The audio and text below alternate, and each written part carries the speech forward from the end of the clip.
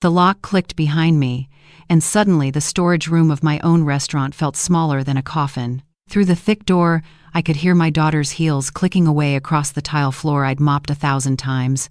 My hands were shaking as I pressed my ear against the cold metal. "She'll sign it by morning," Vanessa's voice carried through the walls. "Once she realizes we're serious, she'll have no choice." My son-in-law Bradley's response was quieter, but I caught enough. "The realtor wants to move fast. Demolition crew is scheduled for next month." Demolition. They were going to tear down Ruby's Diner, the restaurant my late husband Thomas and I had built 43 years ago, brick by brick, dream by dream. I slid down the wall, my 67-year-old knees protesting, and sat on a case of canned tomatoes. The single bulb overhead flickered, casting shadows that danced across boxes of supplies. My heart was hammering so hard I thought it might give out right there, and maybe that would have been easier. Maybe that's what my daughter wanted anyway. How did it come to this? 6 months ago, Vanessa had shown up at the diner with her lawyer husband and their expensive smiles. "Mom," she'd said.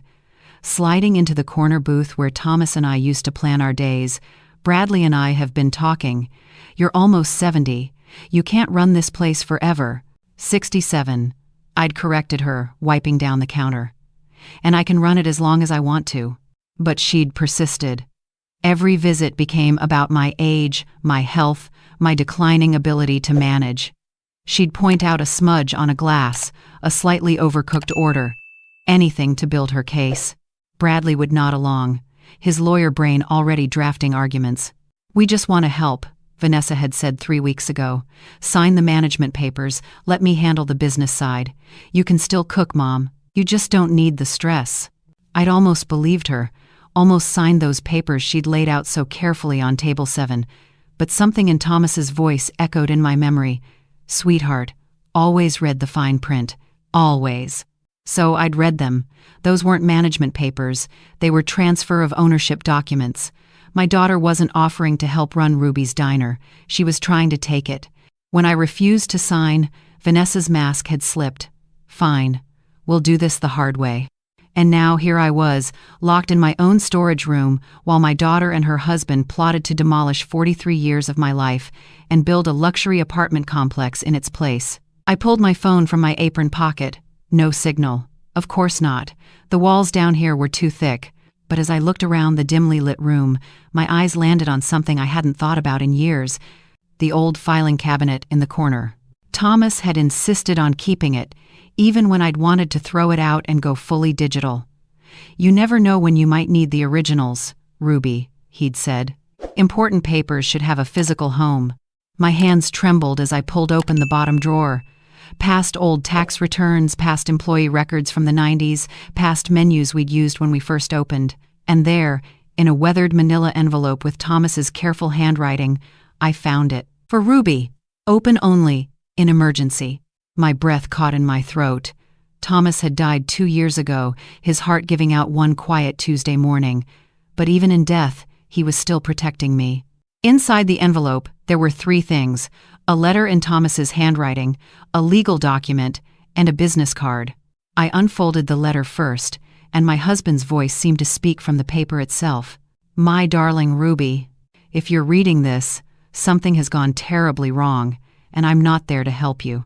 I'm so sorry. There are things I never told you, not because I didn't trust you, but because I wanted to protect you from my past. But now, I suppose, the past has come calling, and you need to know the truth. Before I met you, I was Thomas Whitmore III. My family owned Whitmore Industries. Maybe you've heard of them. They're still in the news sometimes. My father wanted me to take over the company, marry someone from our circle, live the life he'd planned for me. But then I met you. You were working at that little diner on 5th Street, and you smiled at me like I was just another customer, not a Whitmore. You didn't want my money or my name. You wanted me, the real me. When I told my father I was going to marry you, he disowned me, cut me off completely, said if I married a nobody waitress, I'd be nobody too. So I walked away from it all, changed my name to Thomas Reed, started over with you. I never regretted it, not for 1 second. You gave me a life worth living. But I wasn't completely stupid. My love. Before my father died, we reconciled privately. He was proud of what we'd built, you and me. He saw that real success isn't inherited, it's earned. He helped me set something up. A protection for you, for us, for Ruby's Diner. The restaurant isn't just in our names, Ruby. It's in a trust, the Whitmore Reed Family Trust. I established it 20 years ago with my father's help. The building, the business, everything. It's protected. It can never be sold or demolished without the approval of the trust administrator. And that administrator isn't Vanessa. The business card in this envelope is for a lawyer named Patricia Chen. She's been the trust administrator since we established it. She's also a Whitmore family friend and one of the few people who knew about my past life. I paid her retainer through Hangin La Bamui, so don't worry about money. Call her. She'll handle everything. I love you, Ruby. I'm sorry I kept this secret for so long, but I hope it helps you now when you need it most. Forever yours, Thomas. The tears came then, hot and fast, blurring the words. My Thomas. All these years, he'd been protecting me, protecting us, and I'd never known. With shaking hands, I looked at the legal document. It was exactly as he'd described, the trust paperwork, dated 23 years ago, establishing the Whitmore Reed Family Trust with the restaurant and building as its primary assets. The business card was simple. Patricia Chen, attorney at law, Whitmore Family Trust Administrator. I stared at my phone again. Still no signal. But I didn't need to call yet. I needed to think, to plan. Because now I understood something important. Vanessa didn't know about any of this. She couldn't. If she'd known the restaurant was in a trust, she never would have tried this. Which meant she'd based all her plans on a lie.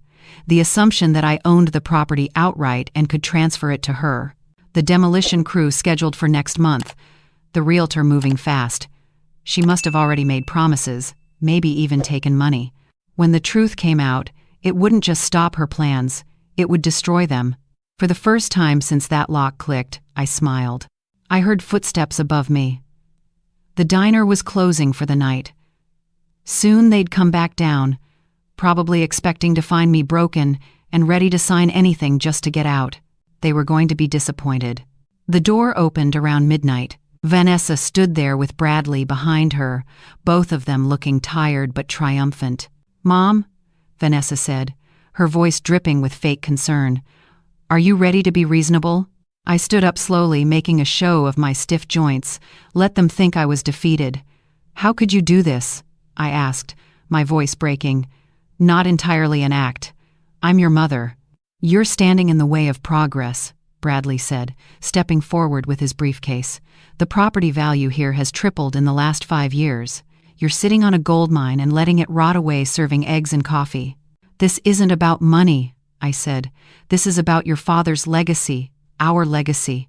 "Dad's dead," Vanessa said flatly. "He's been dead for 2 years. And you're getting older every day. What happens when you can't work anymore? When you end up in a nursing home? This place will fall apart anyway. We're just being practical." "By locking me in a storage room? By making you see reason," she said. "We're giving you a choice, Mom. Sign the papers, and we'll make sure you're comfortable for the rest of your life. Keep fighting us, and we'll have you declared mentally incompetent. Bradley knows judges. We have documentation of your declining faculties." My hands clenched. "What documentation?" "The health inspection you forgot about last month," Bradley said, pulling papers from his briefcase. "The employee who filed a complaint about your erratic behavior, that was easy enough to arrange. The neighbor who's concerned about your forgetfulness. We've been building a case for months, Ruby. We hoped you'd be reasonable, but we're prepared for this to get ugly." They'd been planning this for months. My own daughter had been systematically building a case to steal my life's work. "I need time," I whispered, "to think." "You have until morning," Vanessa said. "We'll be back at 8. Sign the papers, or Bradley files the incompetency petition at 9. They left me there, the door clicking shut again. But this time, they didn't lock it. They thought they'd won, thought they'd broken me. They were wrong. As soon as their car pulled away, I watched from the small storage room window. I went upstairs to my office. The landline up here worked fine. I pulled out Patricia Chen's business card and dialed. A professional voice answered on the second ring. Chen Legal Associates. Is Miss Chen available? This is Ruby Reed. It's an emergency regarding the Whitmore Reed Family Trust. There was a pause. Mrs. Reed, please hold. A moment later, a woman's warm but concerned voice came on the line. Mrs. Reed, this is Patricia Chen. Are you all right? No, I said. But I found Thomas's letter. I need your help. We talked for 2 hours. Patricia explained everything. The trust Thomas had established, the protections it provided, the fact that Vanessa had no legal right to the property at all. She also explained what we needed to do.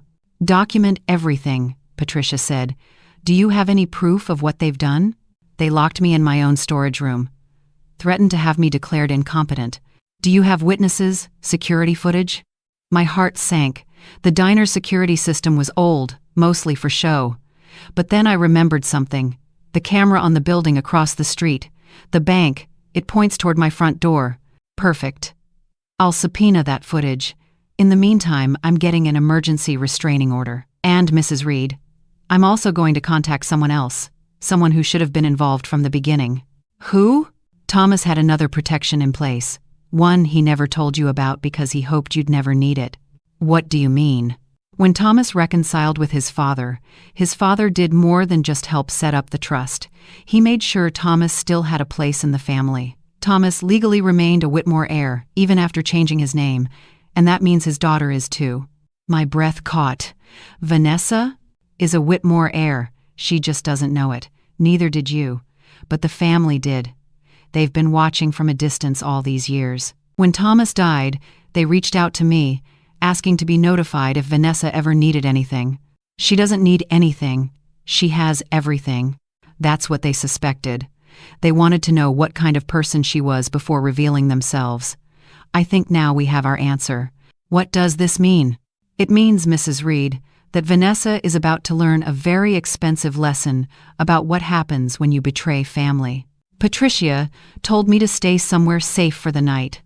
I closed up the diner and drove to my friend Margaret's house. Margaret had worked with me for 20 years before retiring, and when I showed up at her door at high AM with tears streaming down my face, she just pulled me inside and put on coffee. Tell me everything, she said. So I did. All of it. Thomas's secret past, the trust, Vanessa's betrayal. Margaret's face grew darker with every word. That girl, she finally said. I always knew she was too focused on money. Remember when she wanted you to cater her wedding for free? Said family shouldn't charge family?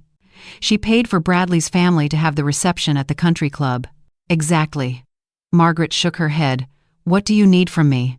A witness. Patricia said if they come back tomorrow, she wants someone there to hear what they say. I'll be there at 7:30. At 8 the next morning, I was back at Ruby's diner. Margaret was with me, along with Patricia Chen and another woman Patricia introduced as Rebecca Whitmore, Thomas's niece, Rebecca explained, extending her hand. She had Thomas's eyes. I'm sorry we're meeting under these circumstances, but I'm glad we're finally meeting at all. Vanessa and Bradley arrived exactly at 8, but they stopped short when they saw the crowd in the diner. What's going on? Vanessa demanded. Have a seat, I said calmly. We need to talk. Bradley's lawyer instincts kicked in immediately. We're not discussing anything without a lawyer present. Patricia stood up. I'm Patricia Chen, attorney for the Whitmore Reed Family Trust. And you, Mr. Bradley Morrison, are in serious legal trouble. Vanessa's face went pale. What trust?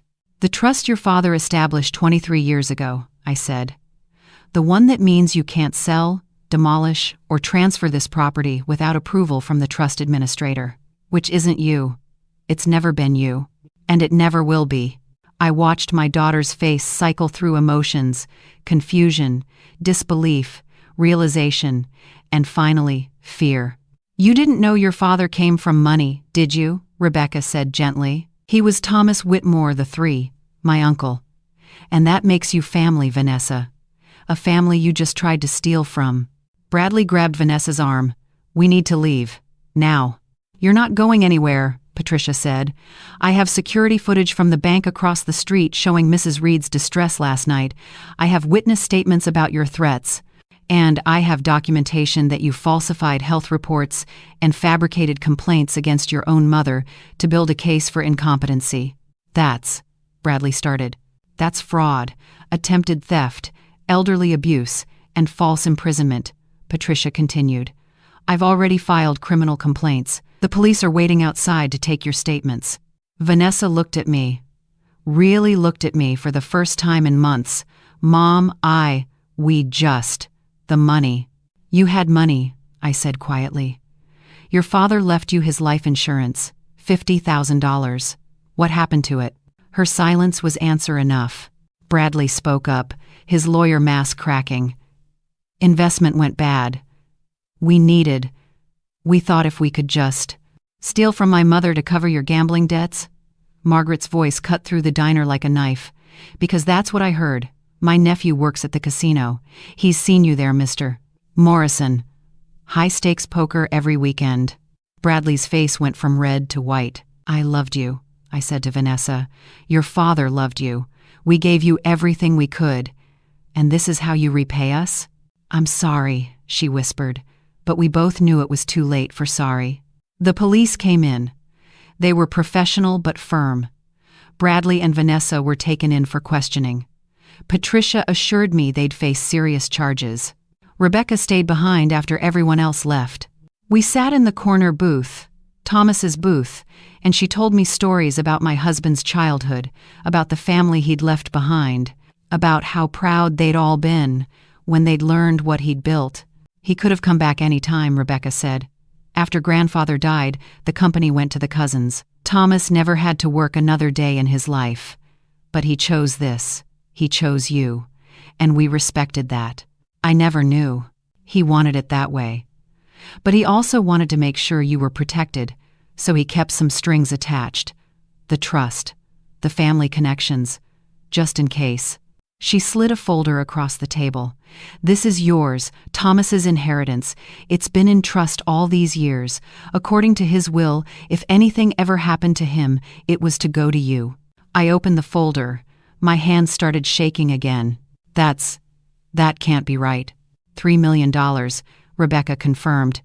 "Plus the building is fully paid off through the trust. Ruby's Diner is secure for as long as you want to run it.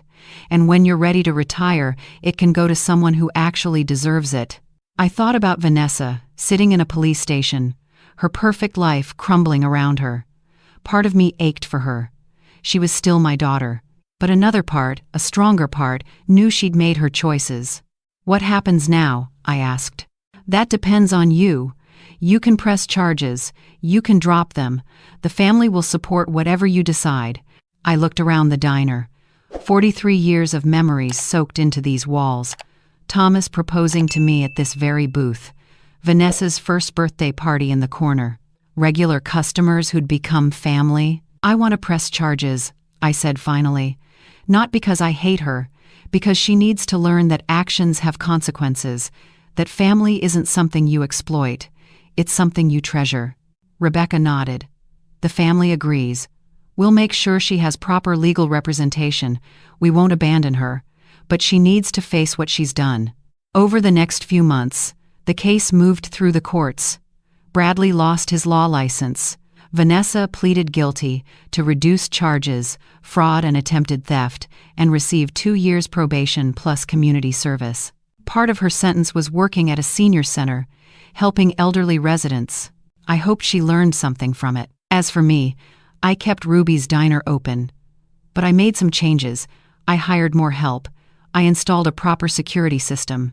And I put Margaret in charge of the business side of things, with proper legal paperwork this time. Rebecca became a regular customer. Through her, I got to know the Whitmore family that Thomas had left behind. They weren't the cold, money-obsessed people I'd imagined. They were just family. Flawed and complicated, but family. One Sunday morning, about 6 months after everything happened, a young woman came into the diner. She was maybe 25, with nervous energy and Thomas's eyes. "Mrs. Reed?" she asked hesitantly. "That's me. I'm Sarah. I'm Vanessa's daughter. I hadn't known Vanessa was pregnant. She hadn't told me. But looking at Sarah, I saw the same features I'd seen in my daughter as a child, before money and greed had twisted her priorities. Does your mother know you're here? I asked. No. She'd be furious.